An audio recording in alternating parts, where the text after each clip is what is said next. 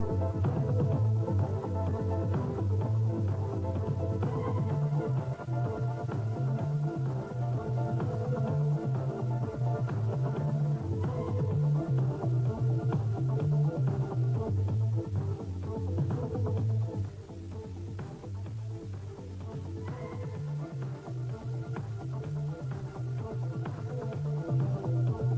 بكم أعزائي المشاهدين في لقاء الجمعة ومحطات رياضية جديدة. أعزائي المشاهدين نقف معكم في هذه المحطة في القاعات الداخلية لكلية التربية الرياضية، حيث الاحتفال الرائع من هذه الكلية في يوم الكلية وفعالياتها المختلفة، ونترك الفعاليات تتحدث لمشاهدينا الكرام.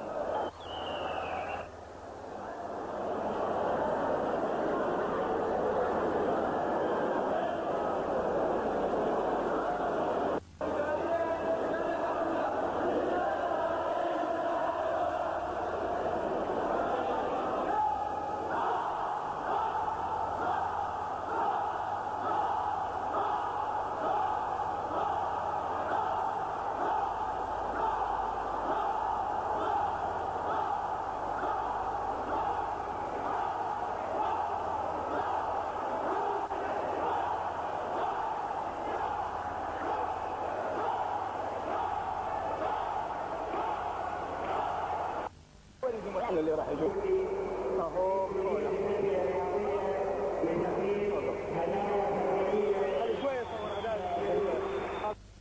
أعزائي المشاهدين، عشنا أحداث رياضية وعروض بهيجة جدا لأول مرة قد نشاهدها في كلية التربية الرياضية بالجمباز وغيرها. معنا السيد علي تركي عميد كلية التربية الرياضية وحديث عن هذا المهرجان الرائع في كل شيء. شكرا جزيلا. احنا هذه شهادة نعتز بها من البداية. الواقع هذا المهرجان كان نقلة كبيرة في موضوع إقامة المهرجانات، والمهرجان لهذا العام تم الإعداد له على الرغم أنه كان بشكل سريع، ولكن كان هناك حرص كبير من كل المعنيين بالكلية من أساتذة وطلبة وموظفين لإخراجه بالشكل المناسب، خاصة بعد مرور 38 سنة على تأسيس كلية التربية الرياضية.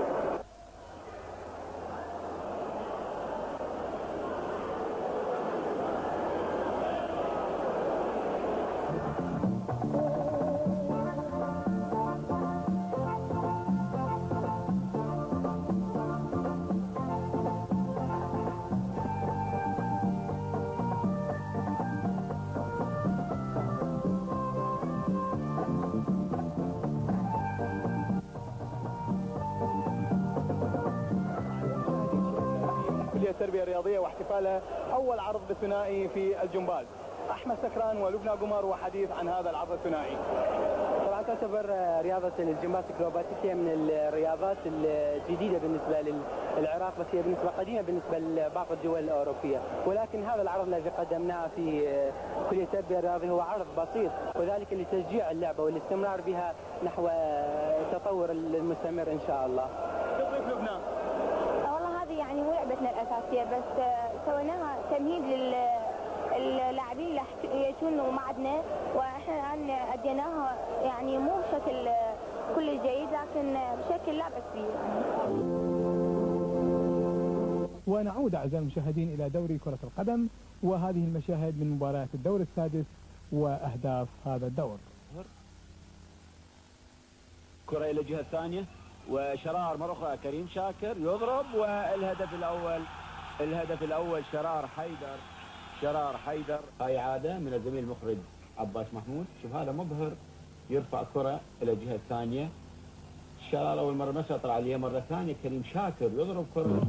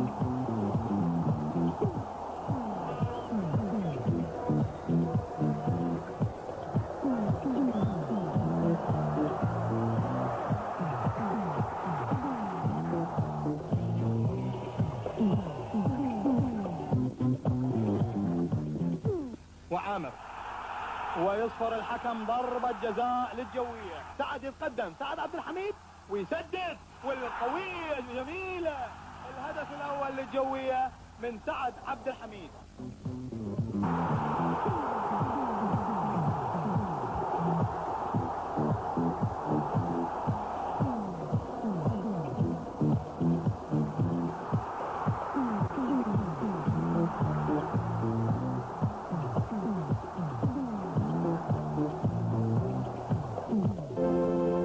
بطولة القطر أعزائي المشاهدين بالمصارعة كانت لنا في هذه الوقفة في هذه المحطة.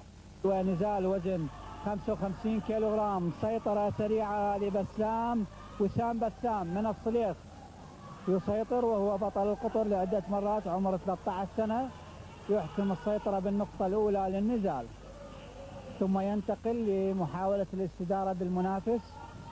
المنافس هنا أيضا بعمر 13 سنة بطل القطر. حصلت على المركز الأول ولعبت في نادي الصليخ الرياضي سنة 88. والدي وحثني على اللعب، والدي بطل العراق في كمال السام. ودخول جديد إلى الساق، إحكام السيطرة على الساق الاستدارة يحاول بها وسام بسام من نادي الصليخ، وهو ابن البطل الدولي في بناء الأجسام بسام معلة، وهو واحد من 3 أشقاء. أحكم السيطرة في نزالات المصارعة، إحكام السيطرة بنقطتين، وبالتالي لتأكيد السيطرة على الأكتاف لتسجيل النقاط. إني بطل العراق السابق بسام عبد الرزاق، مارست الرياضة سنين معدة، ولهذا دربت ولدي رياضة وشجعتهم. الآن نفتخر بهم أبطال القطر ل4 سنوات. بطل العراق للأشبال وسام بسام، وبطل العراق مدة السنة الرابعة فرقة بسام، وبطل العراق تربة بسام لمدة 4 سنين، واني افتخر بهم متابعهم. ننتقل في هذه المحطة أعزائي المشاهدين إلى قاعة الصقور، حيث لقاء دوري كرة اليد بين نادي الشرطة والزبير.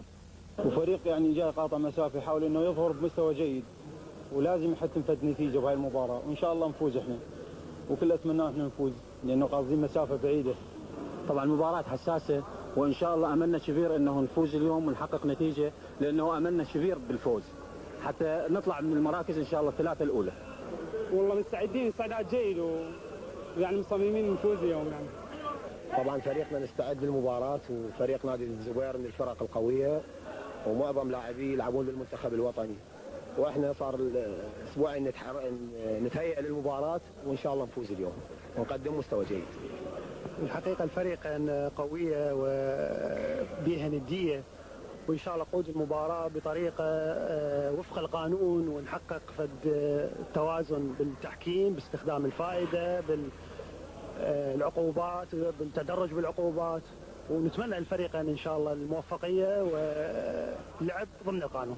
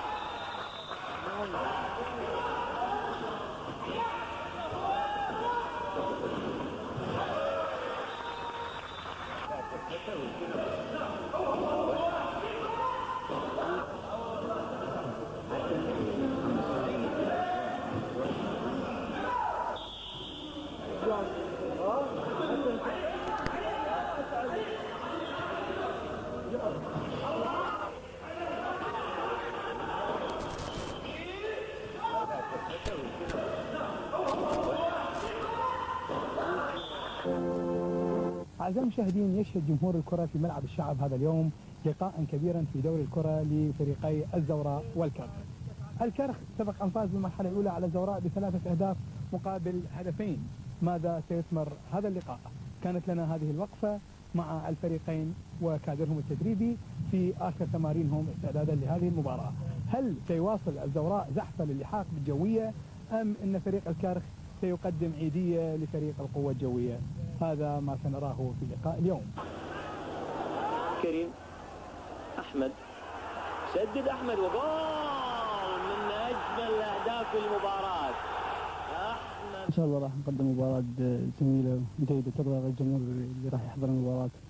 واحنا سبق أن فزنا على الزوراء المرحلة الأولى، بس إن شاء الله هالمباراة راح يكون أقوى وهم عاد مثار يعني، فإن شاء الله راح يلعب أحسن وراح يقدم مستوى أحسن هو اللي راح يفوز بالمباراة. شكرا.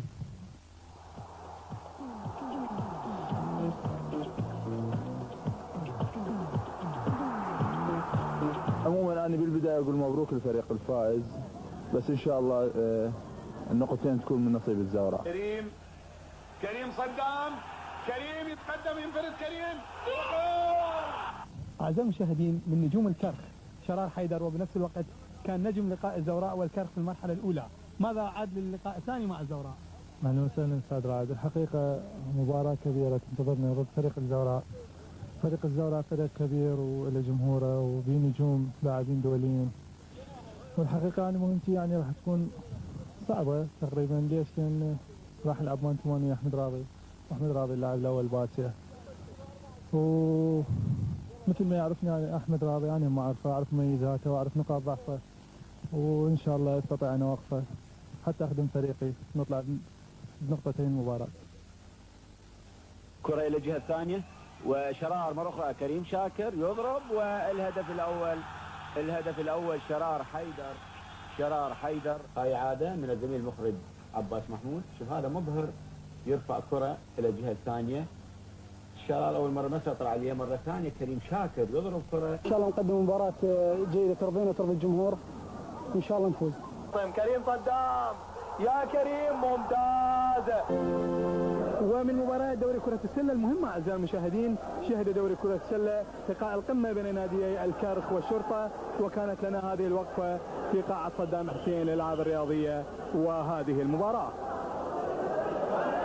مويد يحاول يشوت غيره ينقلها ممتازة محمد فاضل، وهذا الشوت من بعيد منعم ممتازة، وتنقل محمد فاضل يرمي على السلة ويخليها برشاقة، يدخل منعم ويروح على السلة منعم ممتاز. وعلى الرغم من الفارق يعني الكبير بين الفريقين إلا أن الشد العصبي لا زال قائم، وهذه كرة توصل سهلة إلى كريم يخليها بسلة فريقه، ويناول إلى منعم يخليها بالسلة. 62 للكرخ مقابل 50 لفريق الشرطة. عباس يلعبها طويلة إلى محمد ناظم، وممتازة محمد، ممتازة محمد ناظم. فريق الشرطة يتابع بشكل جيد، ومحمد ناظم نقطتين مع الفاول، وهجمة سريعة. ثامر يدخل على السلة ويخليها مع الفاول. في محطتنا الأخيرة أعزائي المشاهدين نقدم لكم هذه المشاهد التي طلبها المشاهدون الكرام: مصطفى صلاح، عذراء علي، منتهى وحيد، علي سالم، هالة عادل، وثامر ناجي، مع هذه المشاهد من أهداف كأس العالم.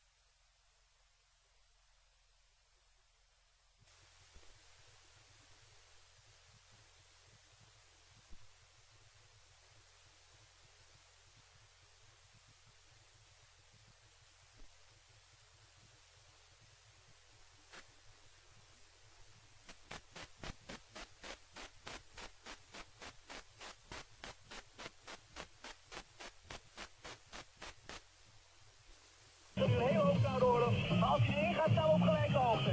Collega Bert Nederland durft niet te kijken. Als de bal wordt genomen, is het erin! We staan op gelijke hoogte. Nederland op 1-1. En nu moeten we er overheen, hè? Ja, lange bal. Ja hoor, inderdaad. Knap naar Jan Wouters. Wouters, meteen door naar Van Basten. Van Basten schiet. Ja!